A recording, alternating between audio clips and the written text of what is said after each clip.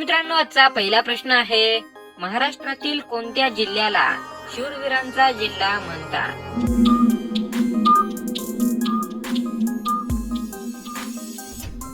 या प्रश्नाचे उत्तर आहे ऑप्शन नंबर 2, सातारा. मित्रांनो, सातारा या जिल्ह्याला महाराष्ट्रातील शूरवीरांचा जिल्हा म्हणून ओळखले जाते, कारण इतिहासामध्ये सुद्धा या जिल्ह्याची मोठी भूमिका राहिली होती आणि आता सुद्धा या जिल्ह्यातून खूप सारे मुलं भारतीय सैन्यामध्ये सामील होतात. त्यामुळे या जिल्ह्याला शूरवीरांचा जिल्हा म्हणून ओळखले जाते. दुसरा प्रश्न आहे, सुवर्ण मंदिर कोणत्या राज्यात आहे?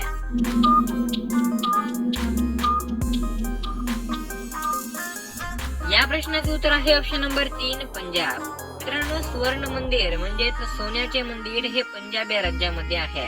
हा एक गुरुद्वारा आहे जो की त्यांच्या भिंतीवर सोन्याच्या परती लावलेल्या आहेत. त्यामुळे याला सुवर्ण मंदिर म्हणून ओळखले जाते. तिसरा प्रश्न आहे, भारतात कुणाची निवडणूक जनतेतून होत नाही?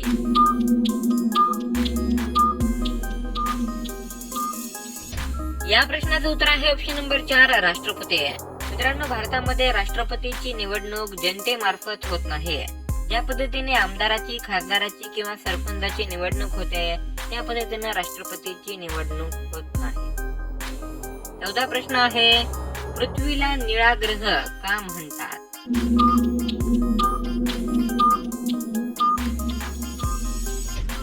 या प्रश्नाचं उत्तर आहे ऑप्शन नंबर 3, पाण्यामुळे. मित्रांनो, आपल्या पृथ्वीला निळा ग्रह असे म्हणतात. का म्हणतात? कारण आपल्या पृथ्वीवरती पाण्याचे प्रमाण सर्वात जास्त आहे. जे आपण ज्या सूर्यमालेमध्ये राहतो, त्या सूर्यमालेमध्ये पृथ्वी असा एकमेव ग्रह आहे ज्यावरती पाणी उपलब्ध आहे. आणि जेव्हा आपण पृथ्वीला अंतरिक्षामधून पाहतो तेव्हा पृथ्वी आपल्याला निळ्या रंगामध्ये दिसते. त्यामुळे पृथ्वीला निळा ग्रह म्हणून ओळखले जाते.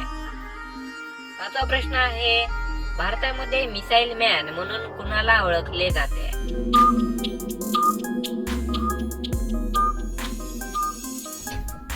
या प्रश्नाचं उत्तर तुम्हाला माहित असेल. या प्रश्नाचं उत्तर आहे option number 1, doctor APJ Abdul Kalam. मित्रांनो, डॉक्टर APJ अब्दुल कलाम यांना मिसाईल मॅन म्हणून ओळखले जाते.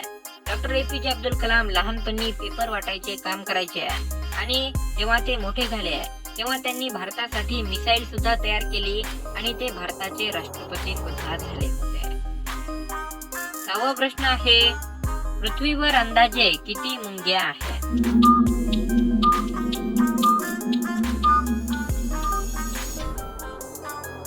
या प्रश्नाचे उत्तर आहे ऑप्शन नंबर 1, 20 शंख. मित्रांनो, पृथ्वीवर अंदाजे 20 शंख एवढ्या मुंग्या आहेत. 20 शंख म्हणजे 20 लिहिल्याच्या नंतर त्यानंतर 15 शून्य तुम्हाला लिहावे लागतील, तेव्हा 20 शंख हा आकडा तयार होईल. 7वा प्रश्न आहे, डॉक्टर बाबासाहेब आंबेडकर यांचा जन्म कोणत्या गावात झाला होता?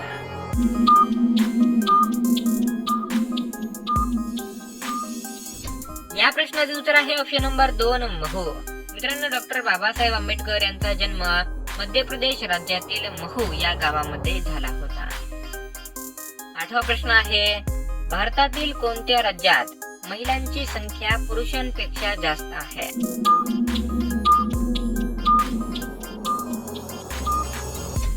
या प्रश्नाचं उत्तर आहे ऑप्शन नंबर 3, केरळ. मित्रांनो, भारतातील केरळ या राज्यामध्ये महिलांची संख्या ही पुरुषांच्या संख्येपेक्षा जास्त आहे. म्हणजे या ठिकाणी 1000 पुरुषांमागे 1084 महिला आहेत.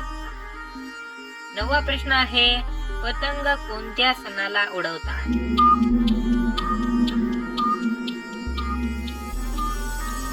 या प्रश्नाचं उत्तर तुम्हाला माहित असेल. या प्रश्नाचं उत्तर आहे ऑप्शन नंबर 3, मकर संक्रांती. मित्रांनो, मकर संक्रांतीला अनेक लोक पतंग उडवतात. आता वर्षभर पतंग मिळतात, पण मुख्य म्हणजे मकर संक्रांतीच्या दिवशी पतंग उडवल्या जाते. आणि मित्रांनो, 10वा आणि शेवटचा प्रश्न हा तुमच्यासाठी आहे. तर मित्रांनो, तुम्हाला कोणता सण सर्वात जास्त आवडतो? या प्रश्नाचं उत्तर तुम्हाला कमेंट बॉक्स मध्ये सांगायचं आहे.